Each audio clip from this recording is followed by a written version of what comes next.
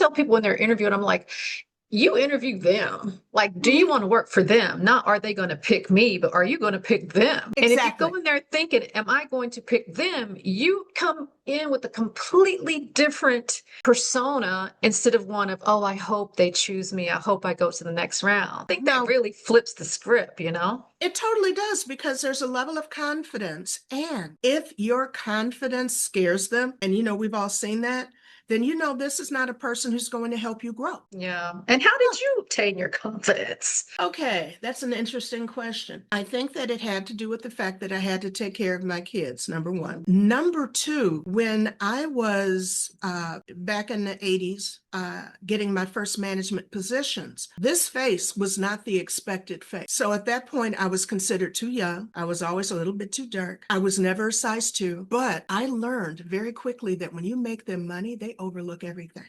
So I Mm. was always a top performer. And because of all of this packaging that I had, I would often be ignored in a room, which meant I was privy to things that I probably shouldn't have known, which is wonderful.